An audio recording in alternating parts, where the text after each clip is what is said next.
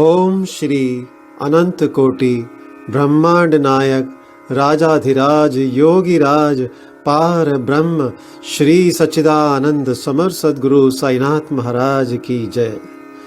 प्रिय भक्तों, आज श्री साई सचरित्र का अध्याय 24 का पठन होने जा रहा है। आइए हम सब मिलकर बाबा से प्रार्थना करते हैं कि ये पाठ सबके हृदय में उतरे, सभी को इसका लाभ हो और जीवन सफल हो। आइए शुरू करते हैं अध्याय 24।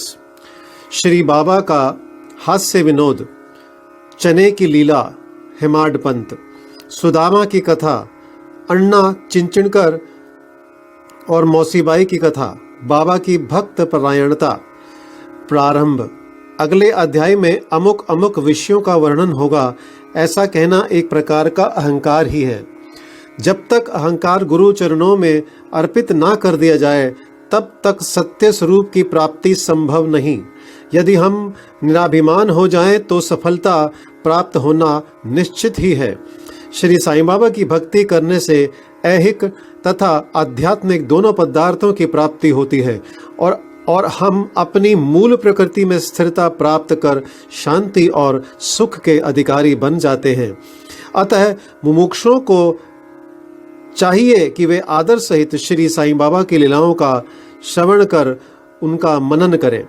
यदि वे इसी प्रकार प्रयत्न करते रहेंगे तो उन्हें अपने जीवन ध्येय तथा परम आनंद की सहज ही प्राप्ति हो जाएगी। प्राय सभी लोगों को हास्य प्रिय होता है, परंतु स्वयं हास्य का पात्र कोई नहीं बनना चाहता। इस विषय में बाबा की पद्धति भी विचित्र थी। मनोविनोद जब भावपूर्ण होता तो अति मनोरंजक तथा शिक्षाप्रद होता था।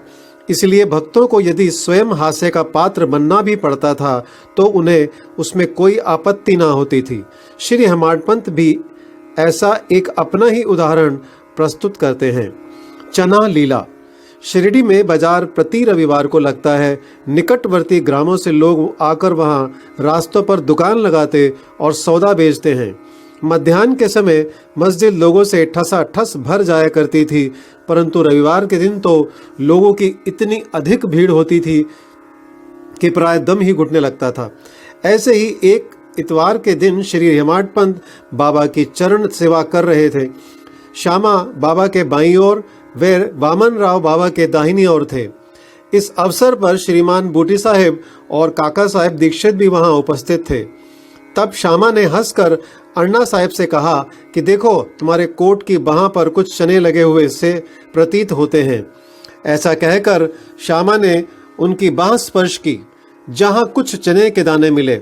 जब हेमाड पंत ने अपनी बाईं कोहनी सीधी की तो चने के कुछ दाने लुढ़क कर नीचे भी गिर पड़े, जो उपस्थित लोगों ने बीन कर उठाए। भक्तों को तो हास्य का विषय मिल गया और सभी आश्चर्यचकित होकर भांति भांति के अनुमान लगाने लगे, परंतु कोई भी यह ना जान सका कि ये चने के दाने वहां आए कहां से और इतने समय तक उसमें कैसे फंसे रहे। इसका संतोषप्रद उत्तर किसी के पास ना था, परंतु इस रहस्य का भेद जानने को हर कोई उत्सुक था। तब बाबा कहने लगे कि इन महाशय अन्ना साहेब को एकांत में खाने की बुरी आदत है। आज बाजार का दिन है और ये चने चबाते हुए यहाँ आए हैं। मैं तो इनकी आदतों से भली भांति परिचित हूँ और ये चने मेरे कथन की सत्यता के प्रमाण हैं। इसमें आश्चर्य की बात ही क्या है। हेमाड पंत बोले कि बाबा, मुझे कभी भी एकांत में खाने की आदत नहीं है, फिर इस प्रकार मुझ पर दोषारोपण क्यों करते हैं। अभी तक मैंने शिरडी के बाजार के दर्शन भी नहीं किए तथा आज के दिन तो मैं भूल कर भी बाजार नहीं गया, तब उनके खाने की बात तो दूर है। भोजन के समय भी जो मेरे निकट होते हैं उन्हें उनका उचित भाग दिए बिना मैं कभी भोजन ग्रहण नहीं करता। बाबा, तुम्हारा कथन सत्य है, परंतु जब तुम्हारे समीप ही कोई ना हो तो तुम या हम कर ही क्या सकते हैं। अच्छा बताओ, क्या भोजन करने से पूर्व तुम्हें कभी मेरी स्मृति भी आती है? क्या मैं सदैव तुम्हारे साथ नहीं हूँ? फिर क्या तुम पहले मुझे ही अर्पण कर भोजन किया करते हो? शिक्षा। इस घटना द्वारा बाबा क्या शिक्षा प्रदान कर रहे हैं, थोड़ा इस और ध्यान देने की आवश्यकता है। इसका सारांश यह है कि इंद्रियां मन और बुद्धि द्वारा पदार्थों का रसास्वादन करने के पूर्व बाबा का स्मरण करना चाहिए। उनका स्मरण ही अर्पण की एक विधि है। इंद्रियां विषय पदार्थों की चिंता किए बिना कभी नहीं रह सकती। इन पदार्थों को उपभोग से पूर्व ईश्वरार्पण कर देने से उनकी आसक्ति स्वभावतः नष्ट हो जाती है। इसी प्रकार समस्त इच्छाएं, क्रोध और तृष्णा आदि कुप्रवृत्तियों को पहले ईश्वरार्पण कर गुरु की ओर मोड़ देना चाहिए। यदि इसका नित्याभ्यास किया जाए तो परमेश्वर तुम्हारी कुवृत्तियों के दमन में सहायक होंगे। विषय के रसास्वादन के पूर्व वहां बाबा की उपस्थिति का ध्यान अवश्य रखना चाहिए। तब विषय उपभोग के उपयुक्त है या नहीं, यह प्रश्न उपस्थित हो जाएगा और आचरण में सुधार होगा। इसके फलस्वरूप गुरु प्रेम में वृद्धि होकर शुद्ध ज्ञान की प्राप्ति होगी। जब इस प्रकार ज्ञान की वृद्धि होती है तो दैहिक बुद्धि नष्ट हो चैतन्य घन में लीन हो जाती है। वस्तुतः गुरु और ईश्वर में कोई पृथकत्व नहीं है, और जो उन्हें भिन्न समझता है वह तो निरा अज्ञानी है तथा उसे ईश्वर दर्शन होना भी दुर्लभ है। इसीलिए समस्त भेदभाव को भूलकर गुरु और ईश्वर को अभिन्न समझना चाहिए। इस प्रकार गुरु सेवा करने से ईश्वर कृपा प्राप्त होना निश्चित ही है, और तभी वे हमारा चित्त शुद्ध कर हमें आत्मानुभूति प्रदान करेंगे। सारांश यह है कि ईश्वर और गुरु को पहले अर्पण किए बिना हमें किसी भी इंद्रिय ग्राह्य विषय का रसास्वादन न करना चाहिए। इस प्रकार अभ्यास करने से भक्ति में उत्तरोत्तर वृद्धि होगी। फिर भी साईं बाबा की मनोहर सगुण मूर्ति सदैव आंखों के सम्मुख रहेगी, जिससे भक्ति, वैराग्य और मोक्ष की प्राप्ति शीघ्र हो जाएगी। ध्यान प्रगाढ़ होने से शुद्धा और संसार के अस्तित्व की विस्मृति हो जाएगी और सांसारिक विषयों का आकर्षण स्वतः नष्ट होकर चित्त को सुख और शांति प्राप्त होगी। अब आगे पढ़ते हैं सुदामा की कथा। उपयुक्त घटना का वर्णन करते करते हेमाडपंत को इसी प्रकार की सुदामा की कथा याद आई, जो ऊपर वर्णित नियमों की पुष्टि करती है। श्री कृष्ण अपने ज्येष्ठ भ्राता बलराम तथा अपने एक सहपाठी सुदामा के साथ संदीपनी ऋषि के आश्रम में रहकर विद्याध्ययन किया करते थे। एक बार कृष्ण और बलराम लकड़ियां लाने के लिए वन गए। संदीपनी ऋषि की पत्नी ने सुदामा को भी उसी कार्य के निमित्त वन भेजा तथा तीनों विद्यार्थियों के खाने को कुछ चने भी उन्होंने सुदामा के द्वारा भेजे। जब कृष्ण और सुदामा की भेंट हुई तो कृष्ण ने कहा, दादा मुझे थोड़ा जल दीजिए, प्यास अधिक लग रही है। सुदामा ने कहा, भूखे पेट जल पीना हानिकारक होता है, इसलिए पहले कुछ देर विश्राम कर लो। सुदामा ने चने के संबंध में ना कोई चर्चा की और ना कृष्ण को उनका भाग ही दिया। कृष्ण थके हुए तो थे ही, इसलिए सुदामा की गोद में अपना सिर रखते ही वे प्रगाढ़ निद्रा में निमग्न हो गए। तभी सुदामा ने अवसर पाकर चने चबाना प्रारंभ कर दिया। इसी बीच में अचानक कृष्ण पूछ बैठे कि दादा तुम क्या खा रहे हो और यह कड़कड़ की ध्वनि कैसी हो रही है। सुदामा ने उत्तर दिया कि यहाँ खाने को है ही क्या, मैं तो शीत से कांप रहा हूँ और इसलिए मेरे दांत कड़कड़ बज रहे हैं। देखो तो मैं अच्छी तरह से विष्णु सहस्त्रनाम भी उच्चारण नहीं कर पा रहा हूँ। यह सुनकर अंतर्यामी कृष्ण ने कहा कि दादा मैंने अभी स्वप्न में देखा कि एक व्यक्ति दूसरे की वस्तुएं खा रहा है। जब उससे इस विषय में प्रश्न किया गया तो उसने उत्तर दिया कि मैं खाक धूल खा रहा हूँ। तब प्रश्नकर्ता ने कहा, ऐसा ही हो एवं वस्तु दादा, यह तो केवल स्वप्न था। मुझे तो ज्ञात है कि तुम मेरे बिना अन्न का दाना भी ग्रहण नहीं करते, परंतु श्रम के वशीभूत होकर मैंने तुमसे ऐसा प्रश्न किया था। यदि सुदामा किंचित मात्र भी कृष्ण की सर्वज्ञता से परिचित होते तो वे इस भांति आचरण कभी ना करते। श्री कृष्ण के लंगोटिया मित्र होते हुए भी सुदामा को अपना शेष जीवन दरिद्रता में व्यतीत करना पड़ा, परंतु केवल एक ही मुट्ठी पोहा जो उनकी स्त्री सुशीला ने अत्यंत परिश्रम से उपार्जित किए थे, भेंट करने पर श्री कृष्ण बहुत प्रसन्न हो गए और उन्हें उसके बदले में सुवर्ण नगरी प्रदान कर दी।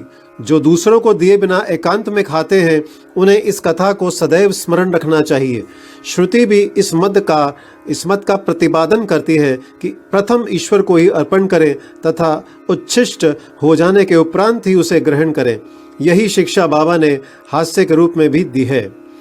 अण्णा चिंचणीकर और मौसीबाई। अब श्री हेमाड पंत एक दूसरी हास्यपूर्ण कथा का वर्णन करते हैं, जिसमें बाबा ने शांति स्थापन का कार्य किया है। दामोदर घनश्याम बाबरे उपनाम अण्णा चिंचणीकर बाबा के भक्त थे। वे सरल, सुदृढ़ और निर्भीक प्रकृति के व्यक्ति थे। वे निडरतापूर्वक स्पष्ट भाषण करते और व्यवहार में सदैव नगद नारायण से थे। यद्यपि व्यवहारिक दृष्टि से वे रूखे और असहिष्णु प्रतीत होते थे, परंतु अंतःकरण से कपटहीन और व्यवहार कुशल थे। इसी कारण बाबा उन्हें विशेष प्रेम करते थे। सभी भक्त अपनी अपनी इच्छा अनुसार बाबा के अंग अंग को दबा रहे थे। बाबा का हाथ कठड़े पर रखा हुआ था। दूसरी ओर एक वृद्ध विधवा उनकी सेवा कर रही थी, जिनका नाम वेणुबाई कौजलगी था। बाबा उन्हें माँ शब्द से संबोधित करते तथा अन्य लोग उन्हें मौसीबाई कहते थे। वे एक शुद्ध हृदय की वृद्ध महिला थी। वे उस समय दोनों हाथों की अंगुलियां मिलाकर बाबा के शरीर को मसल रही थी। जब वे बलपूर्वक उनका पेट दबाती तो पेट और पीठ का प्राय एकीकरण हो जाता था। बाबा भी इस दबाव के कारण यहाँ वहाँ सरक रहे थे। अण्णा दूसरी ओर सेवा में व्यस्त थे।